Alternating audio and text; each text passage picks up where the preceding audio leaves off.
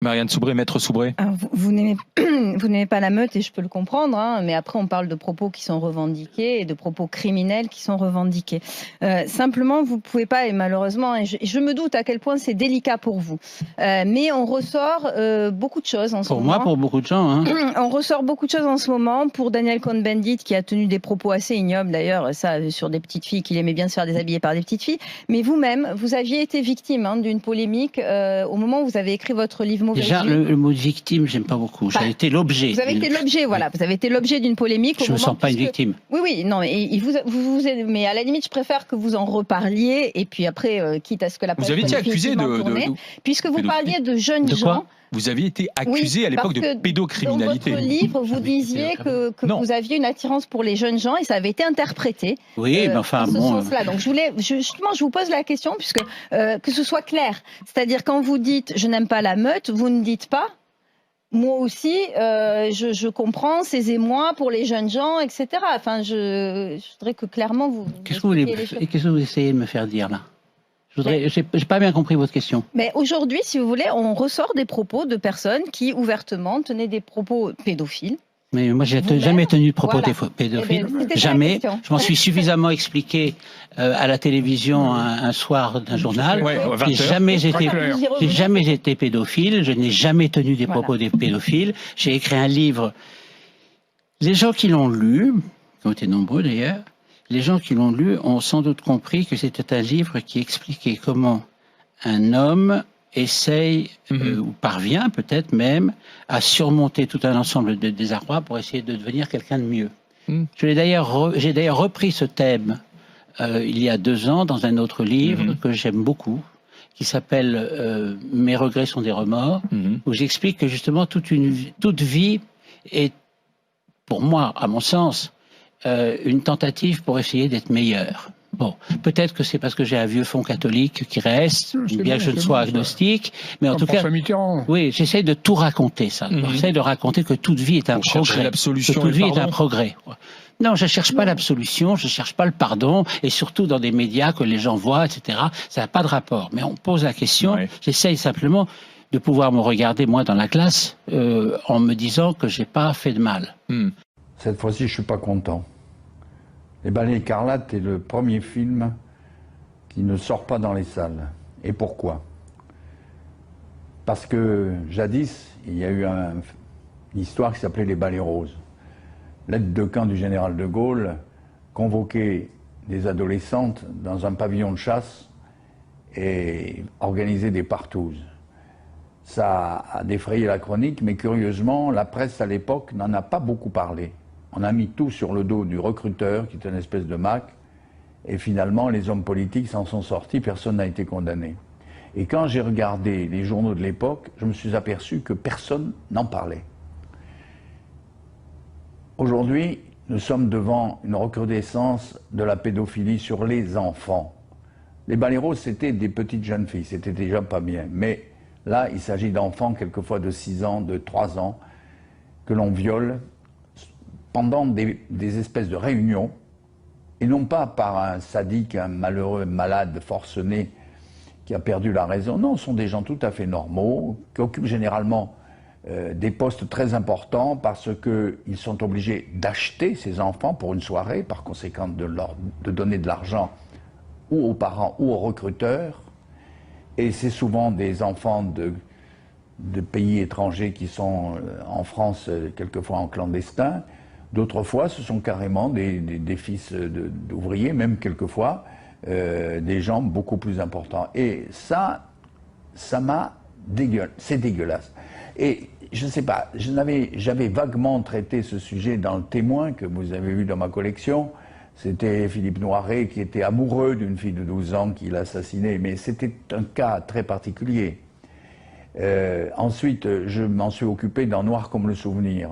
Une petite fille qui avait été enlevée, comme celle qui vient d'être libérée, qui s'est évadée après 8 ans, où elle était séquestrée par un type qui s'est suicidé. Ça s'est passé en Autriche, elle est à la une des journaux aujourd'hui. J'avais traité ça un petit peu comme ça, des petits cas.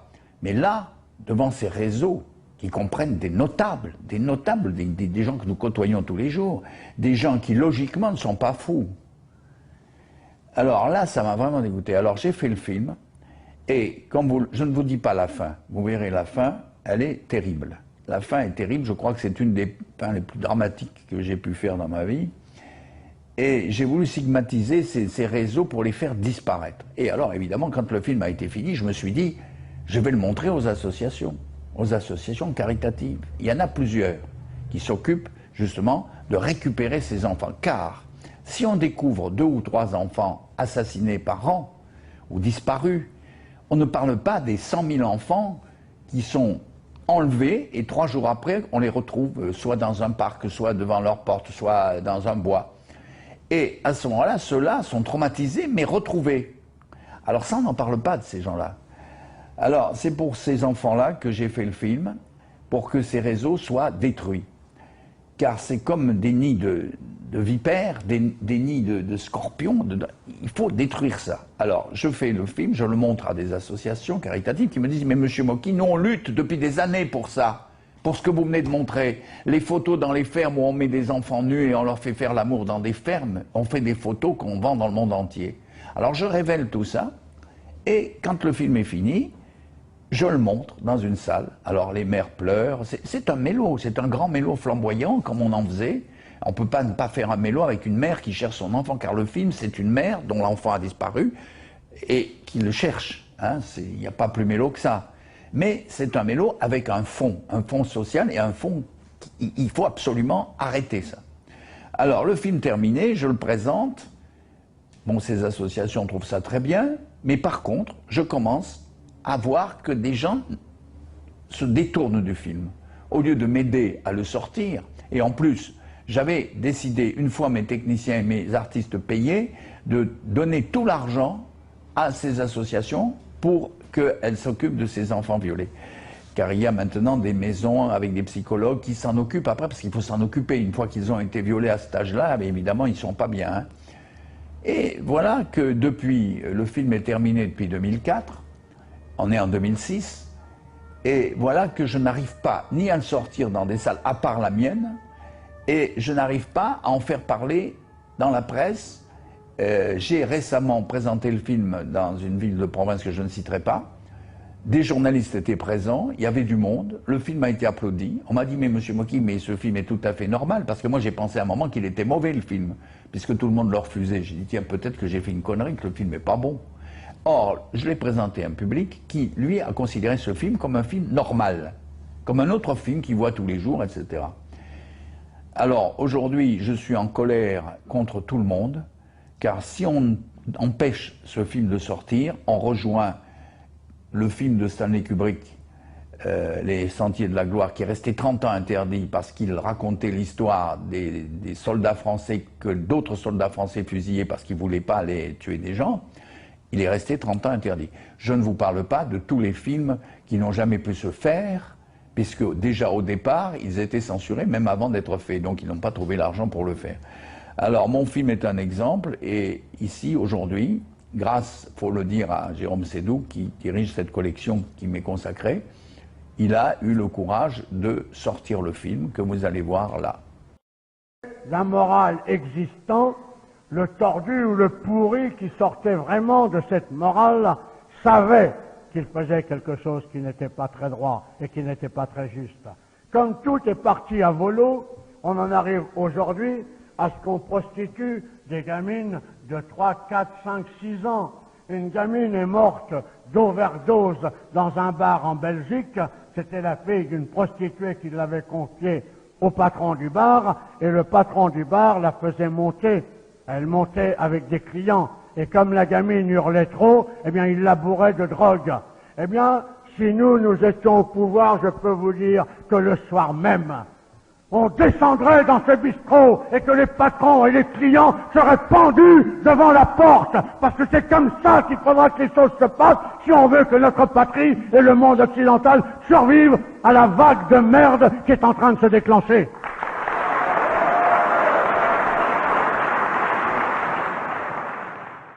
Une région du monde qui permet ce genre de choses est condamnée à mort tôt ou tard. Et ça aussi, il faudra bien l'arrêter. Et ne croyez pas que je sois axé principalement là-dessus, mais je trouve que c'est une des choses les plus dégueulasses.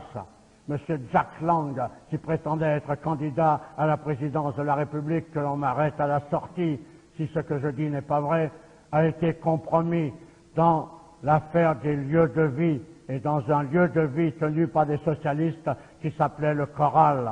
Et là, des gamins étaient prostitués à des gens comme Jack Lang, et un gosse a été trouvé mort, sodomisé, la tête dans un seau de merde, que l'on m'arrête à la sortie si ça n'est pas vrai. Alors je veux bien que demain on se batte dans une armée pour défendre l'Europe. Je veux bien demain tout ce qu'on veut. Je veux bien, même devant vous à 70 berges, être devant, donner l'exemple et tomber. Mais l'Europe, je m'en tape tant que mon pays est pourri. Et ce que je veux sauver dans un premier lieu, c'est mon pays, c'est ma patrie. Et je veux que tous les Jack Lang de France et d'ailleurs soient pendus haut et court et aient des comptes à rendre. Et c'est uniquement par notre tenue, par notre allant, par notre morale, par notre certitude dans la victoire que nous exigerons que ces gens-là payent parce qu'ils doivent payer. Voilà le message que je voulais vous passer.